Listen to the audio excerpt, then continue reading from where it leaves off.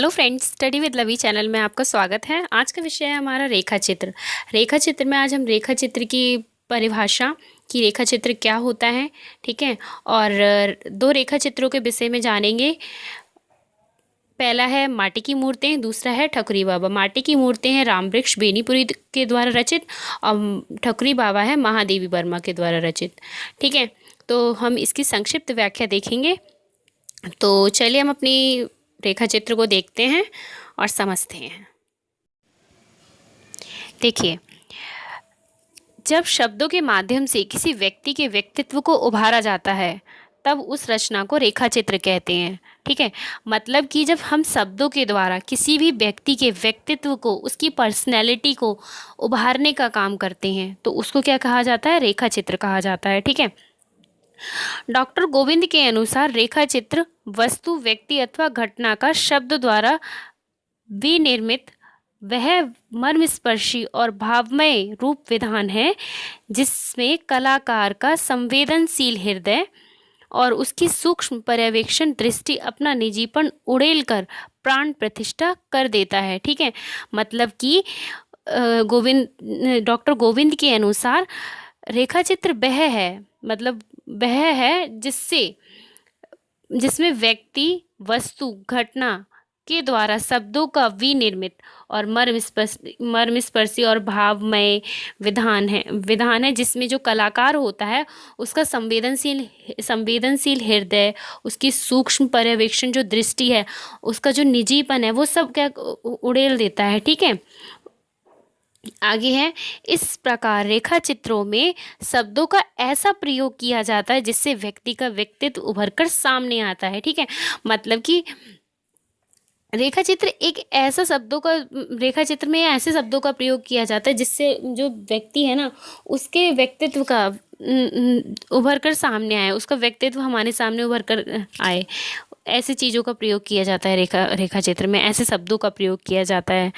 आगे है, रेखा चित्र का विषय काल्पनिक ना होकर वास्तविक होता है, ठीक है। मतलब कि जो रेखा चित्र होता है उसका जो विषय होता है वो काल्पनिक नहीं होता, मतलब जो हम सोचते हैं, जो रियलिटी नहीं है वो नहीं होता है, जो सच है, जो रियलिटी है, जो वस्तु है हमारे सामने विद्यमान है, उसकी बात यहाँ पे की जाती है रेखा चित्र में, ठीक है। आगे है, और उसकी आंतरिक और बाह्य विशेषताएं काल्पनिक ढंग से अभिव्यक्ति पाती हैं। जो उसकी जो विशेषताएं हैं, ठीक है, जो वास्तविक चीज़ों की जो विशेषताएं हैं उसकी आंतरिक और जो बाह्य कलात्मक ढंग से अभिव्यक्ति भी पाती हैं। आगे है रामवृक्ष बेनीपुरी का रेखा चित्र है माटी की मूर्ति। इसमें हम उनकी जो रेखा चित्र है माटी की मूर्ति उसके विषय में जानेंगे और रामवृक्ष बेनीपुरी के विषय में जानेंगे, ठीक है। तो इसमें आगे क्या है, रामवृक्ष बेनीपुरी हिंदी के श्रेष्ठ चित्रकार माने जाते हैं, ठीक है। मतलब जो ये रामवृक्ष बेनीपुरी हैं वो श्रेष्ठ रेखा चित्रकार माने जाते हैं। इनके रेखा चित्रों में सरल भाषा शैली में सिद्धहस्त कलाकारी दिखाई देती है। जो इनके रेखा चित्र हैं उनमें सरल भाषा की जो सिद्धहस्त कलाकारी होती है ना, वो दिखाई देती है। माटी की मूर्तें वर्ष 1946 में प्रकाशित हुआ। कब प्रकाशित हुआ माटी की मूर्ति? 1946 में। इस संग्रह को विशेष ख्याति मिली, मतलब ये बहुत प्रसिद्ध हुआ, ठीक है। आगे है, इस संग्रह में इन्होंने समाज की जो उपेक्षित पात्रों को गढ़कर नायक का दर्जा दिया है। इसमें क्या इन्होंने किया है, जो उपेक्षित पात्र हैं, जो निम्न पात्र हैं, उनको इन्होंने नायक का दर्जा दिया है, उनको इन्होंने श्रेष्ठ माना है। उदाहरण स्वरूप रजिया नामक रेखा चित्र के माध्यम से निम्न वर्ग की एक बालिका को जीवंत कर दिया। इसमें रजिया नाम की जो एक बालिका है वो निम्न वर्ग की है, लेकिन इन्होंने उस रेखा चित्र में इसको नायक का रूप दे दिया है, उसको नायक बनाने का काम किया है, ठीक है, उसको जीवंत रूप प्रदान किया है इन्होंने। इस संग्रह के अन्य रेखा चित्रों में बलदेव सिंह मंगर, बाल गोविंद भगत, बुंदिया, सरजू भैया प्रमुख हैं। ये इस रेखा चित्र के पात्र हैं। आगे हैं, इन रेखा चित्रों की श्रेष्ठता के बारे में मैथिली शरण गुप्त का कथन है। ये जो मैथिली शरण गुप्त का जो कथन है ये इम्पॉर्टेंट है, तो आप लोग इसको अच्छे से सुनिए और याद रखिए, क्योंकि ये बहुत बार पेपर में आ भी चुका है। तो कथन क्या है मैथिली शरण गुप्त का?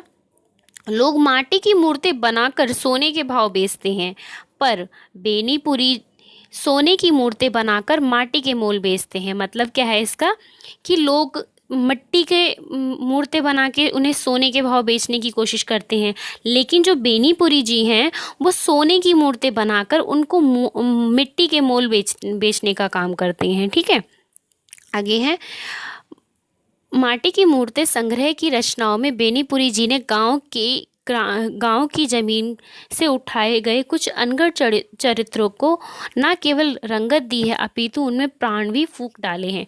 ठीक है, मतलब जो माटी की मूर्ति जो रचना है उसमें इन्होंने ग्रामीण जो लोग हैं, ग्रामीण जीवन से जो लोगों को उठाने का काम किया है, ग्रामीण ज़मीन से लोगों को उठाने का काम किया, उनको उनमें उन्होंने रंगत डालने का काम किया, उनको श्रेष्ठ दिखाने का काम किया है, उनमें प्राण फूंकने का काम किया है। ठीक है, गांव के किसी पीपल या बाड़ के नीचे रखी हुई मिट्टी की मूर्तों के बारे में बेनीपुरी जी उन मूर्तियों की जीवनियाँ व चलते फिरते हुए शब्द चित्र मानते हुए कहते हैं, मानता हूँ कला ने, अब यहाँ पे बेनीपुरी जी बोल रहे हैं, ये लाइन इम्पॉर्टेंट है, मानता हूँ कला ने उन पर पच्चीकारी की है, किंतु मैंने ऐसा नहीं होने दिया कि रंग रंग में मूल रेखाएं ही गायब हो जाएं।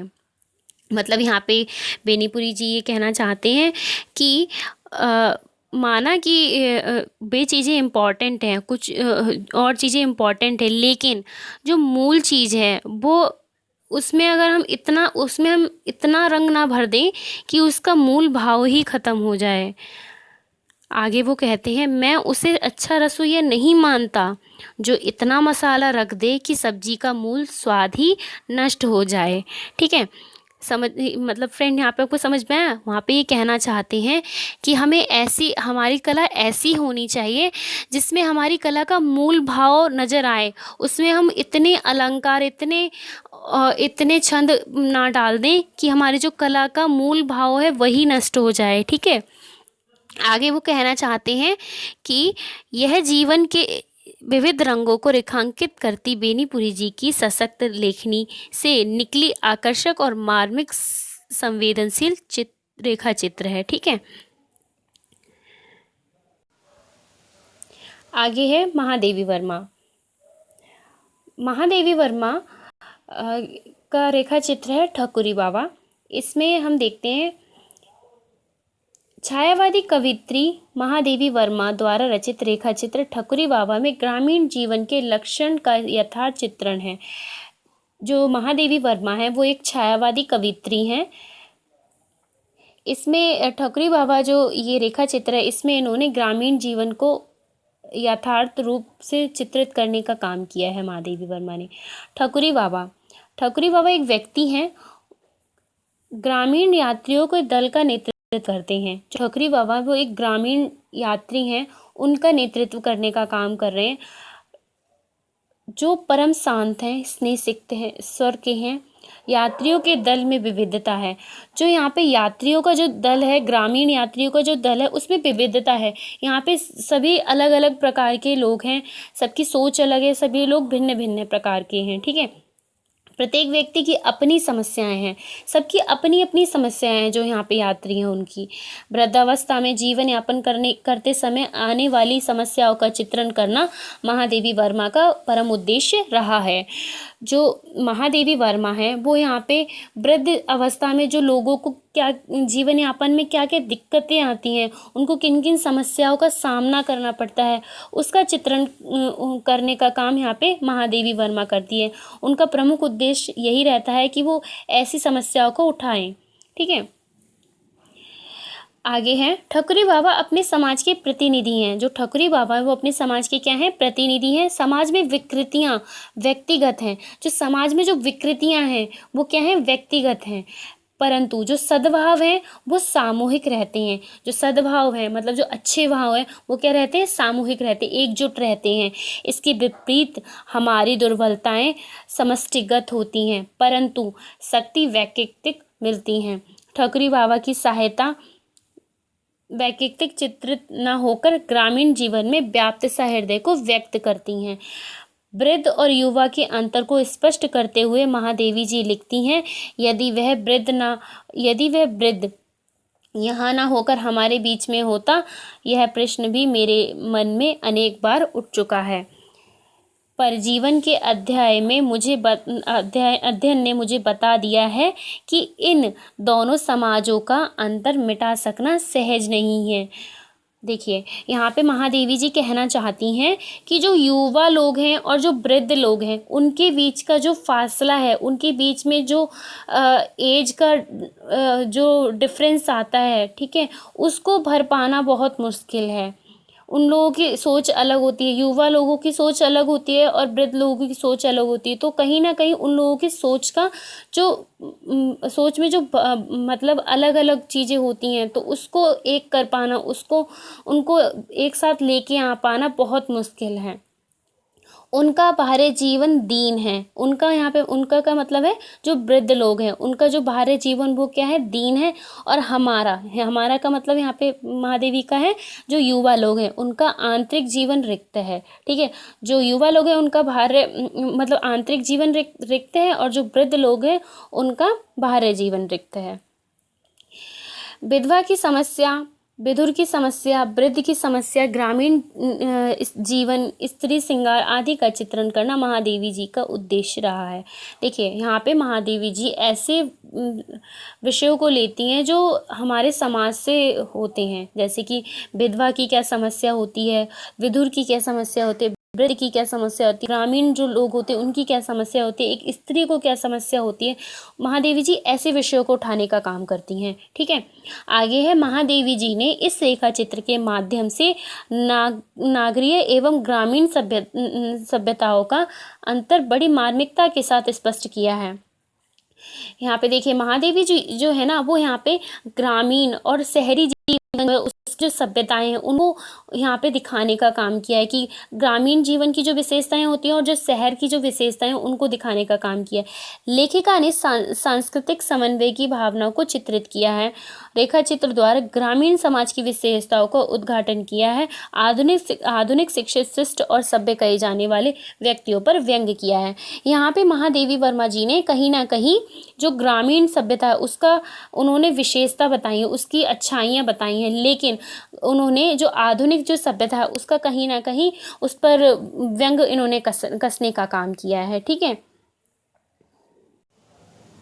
तो फ्रेंड्स, ये था हमारा रेखा चित्र, माटी की मूर्तें और ये ठकुरी बाबा रेखा चित्र जो कि रामवृक्ष बेनीपुरी और महादेवी वर्मा के द्वारा रचित है। आई होप आपको समझ में आया होगा, और अगर आपको समझ में आया हो, पसंद आया हो, तो मेरे चैनल को सब्सक्राइब कीजिए, लाइक कीजिए, अपने फ्रेंड्स के साथ शेयर कीजिए। Okay friends, thank you for watching, bye bye.